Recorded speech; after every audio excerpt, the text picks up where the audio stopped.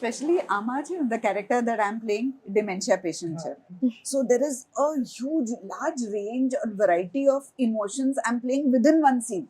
એટલે ઘડીકમાં હસવું આવે રડવું આવે બહુ બધું ચાલી રહ્યું છે ઇન વન સીન. એવું નથી કે this entire scene is like this entire scene આવું પણ નથી. તો તમે જ્યારે એવું એક કેરેક્ટર કરી રહ્યા છો જે ફિઝિકલી કે તો મેન્ટલી ચેલેન્જિંગ છે તમારા, તો તમારા લાઈફમાં રિયલ લાઈફમાં આના અફેક્ટ્સ કશે દેખાય when you are doing such a character? Of course, થાય because after all you're humans and as it said, what you tell your mind, you become like that. So I had to, because there was no reference point for this particular character કે ક્યાં કંઈક જોયેલું હોય કે કંઈક સાંભળેલું હોય or some experience in your personal. There was nothing like that. So it was good in a way કે you could play it the way you like, but એને કેવી રીતના રિયલ બનાવવાનું અને કેવી રીતના માયાના લિમિટેશન્સમાં આ ફિટ થવું જોઈએ એ વી હેડ ટુ ફિગર ઇટ. મને લાગે છે કે સૌથી અઘરું કામ એમની પાસે હતું બતોર એક્ટર. એટલું બધું વલ્નરેબલ છે.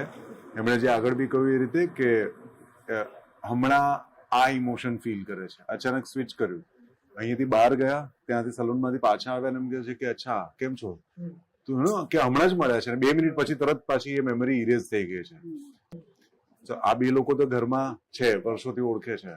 જે મારું કેરેક્ટર આવે છે એમાં, એના માટે તો આ બધું ઇટ્સ લાઈક કે આ ગેમ જ રમે છે. આ તો મને રમાડી રહી છે. અત્યારે સાચું શું ને ખોટું શું છે આમાં, અત્યારે જે બોલીએ કે આની પહેલા જે બોલીને કહીએ, વેરી ડિફિકલ્ટ. અને જેટલું સ્ટ્રોંગલી અને જેટલું ઇન્ટેન્સિટી સાથે એ પરફોર્મ કરે છે, એટલું જ ઇન્ટેન્સિટીને રિસીવ કરીને એને રેસિપ્રોકેટ કરવું એ અમારા એઝ અ કો એક્ટર્સ અમારા માટે એ બહુ મોટી ગેમ હતી, જે તમને ફિલ્મમાં દેખાશે ક્યાંક ને ક્યાંક.